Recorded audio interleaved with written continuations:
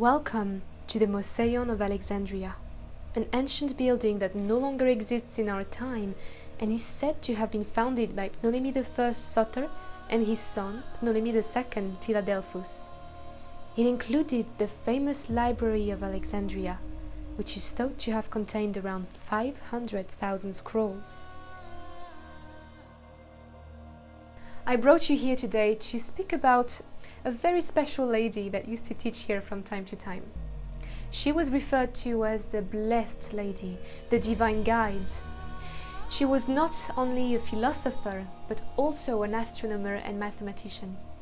Her name was Hypatia of Alexandria. Students from Rome, Constantinople, Syria used to journey all the way to Alexandria, Egypt, to study with her, as her teachings were known to be life-changing.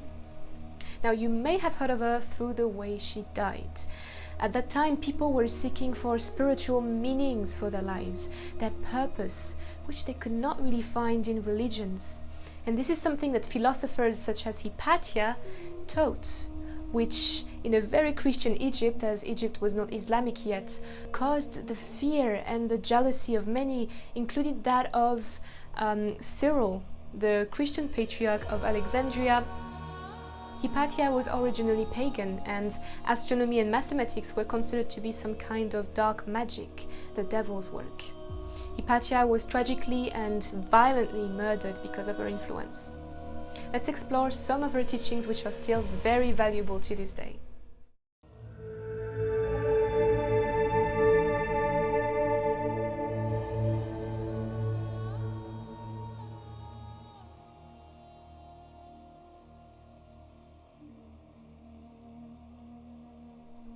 Now, before we start, in each immersive learning video you will find a question of the day to help you think more critically, which will be more or less related to the topic of the video. You are very welcome to just meditate on it, or you can share your answer with all of us in the comments down below. I will read and answer all of them, and we'll pick my favorite one, the one that I resonated with the most, and read it at the beginning of next immersive learning video. Also, if you wanted to take this a step further, you will find bonus content such as exercises in order to help you practice in more depth the knowledge and wisdom you would have learned in the videos, along with some behind the scenes on my Patreon only. Now, without further ado, let's get started. Follow me.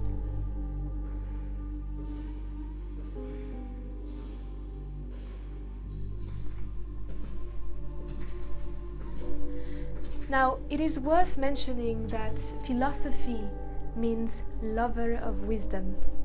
Philo in ancient Greek means lover, and Sophia means wisdom. Philosophy was not only taught to share intellectual ideas, but was also meant to improve one's way of life, to become a better person. Philosophy was the medicine of the soul. Hypatia's philosophy was Neoplatonism, founded by Egyptian Plotinus and based upon Plato's teachings. Plotinus believed that there are two parts of our soul, the higher part, which is considered divine, and the lower part, which is where all our passions, desires, and vices would lie.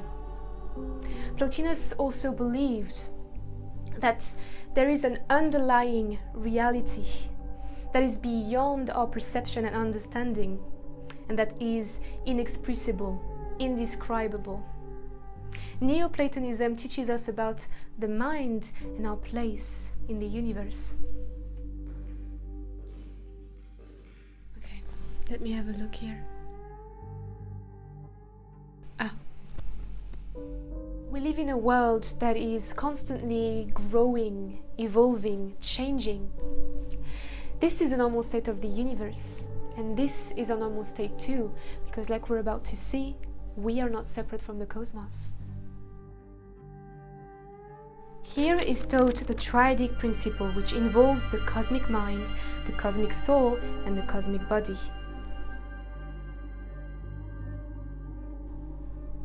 The cosmic body is the material world which we physically interact with. The cosmic soul is what allows the material world to exist by interpreting the ideas and thoughts emanating from the cosmic mind. See it as a computer that reads and interprets the program that gives its function to everything in the universe.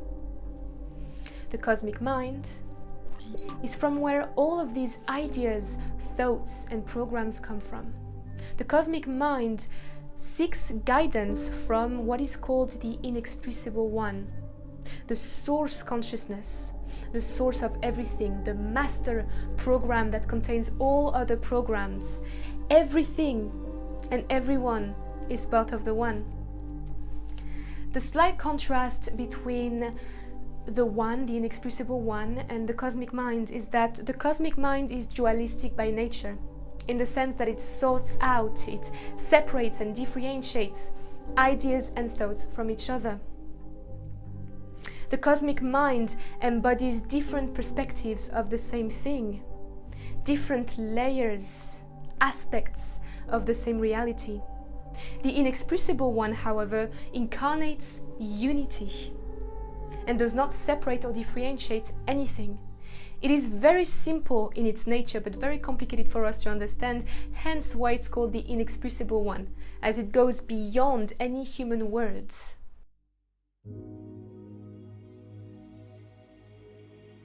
The One is also referred to as the ultimate good, although this may sometimes be misinterpreted by us humans due to our very dualistic view of the world, right? Good and bad, right and wrong, black and white. But the One does not incarnate how we would label good, as this would reside in the cosmic mind. It is the ultimate good with a capital G, meaning where everything and how everything is supposed to be.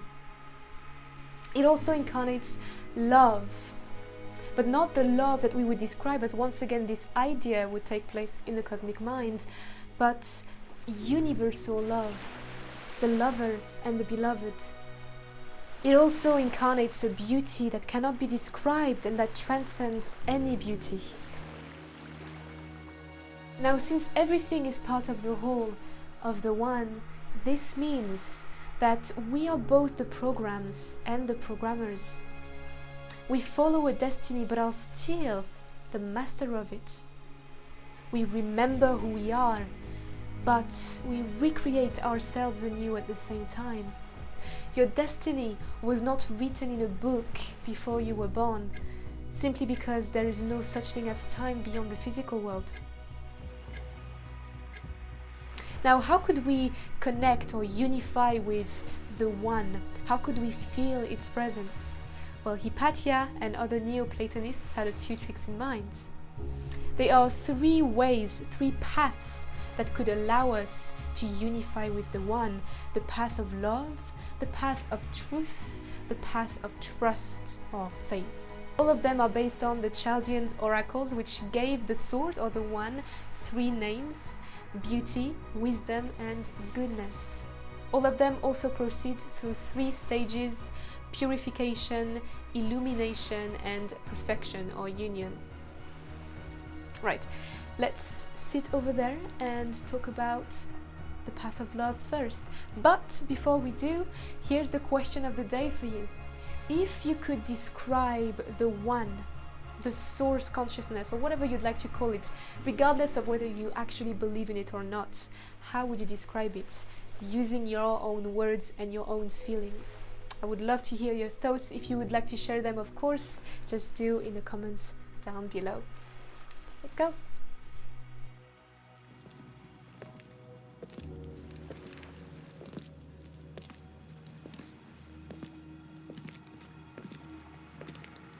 The path of love, as its name indicates, is about feeling the love emanating from the One. Its first step includes becoming more awakened and aware to the beauty of the world around us. Notice how you feel when you are in the presence of your lover.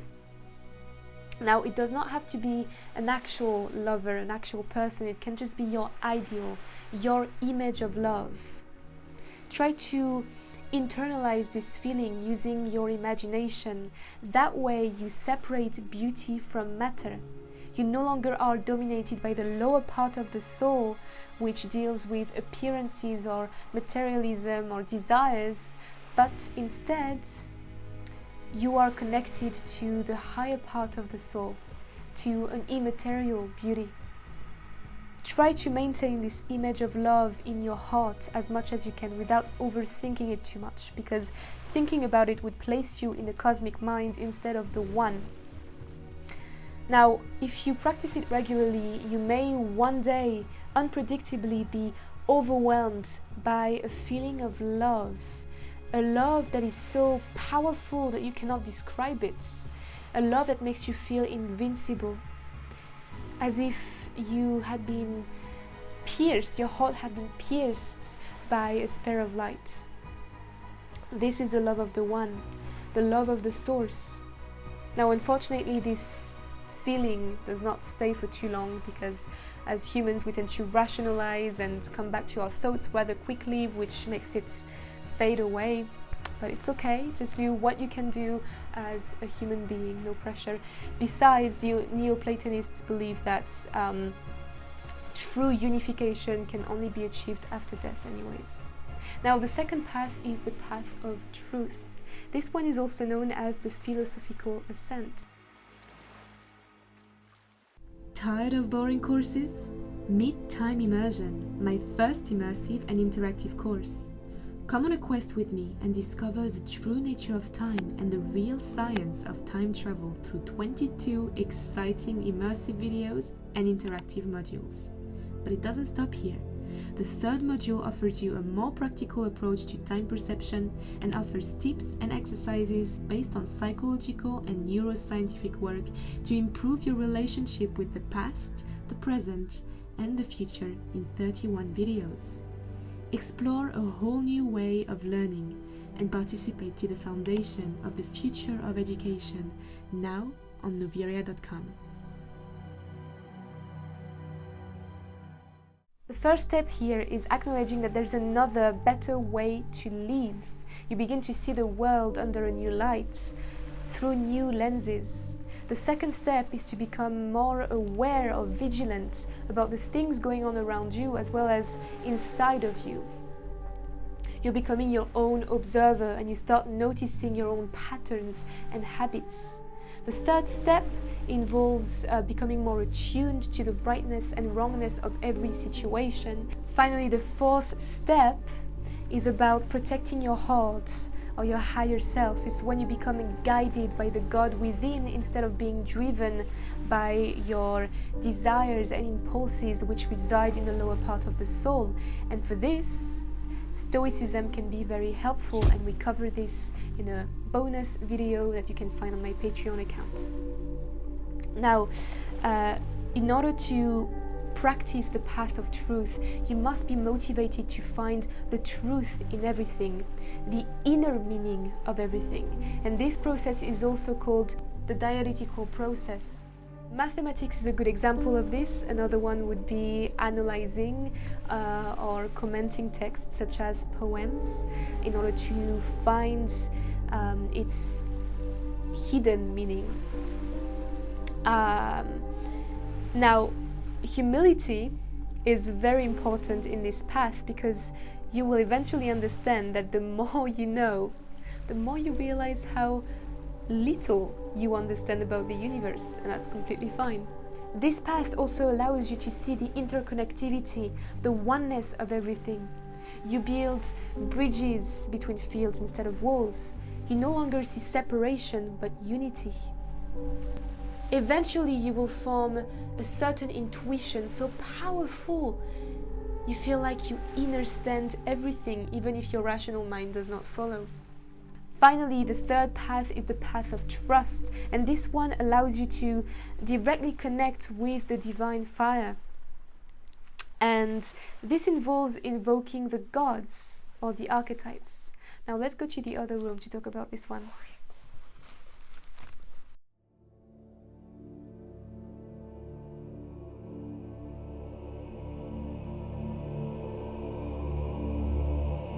Archetypes have their places in psychology. Carl Jung, who was deeply inspired by Neoplatonism, described archetypes as the psychical or mental aspect of an instinct, including its effects in consciousness. And this is where it becomes interesting.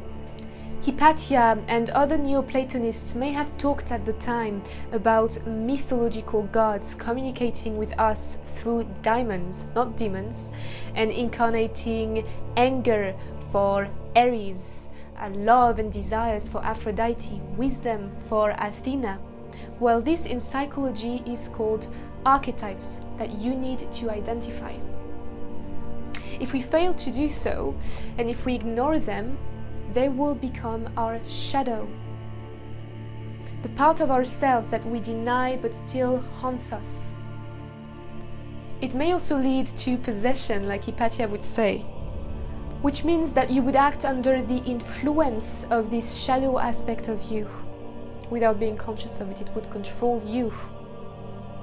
Now, Hypatia suggests that you invoke those gods, those archetypes, and that you form a symbolical alliance with them so that they work for your higher purpose, for your highest good, instead of working against you.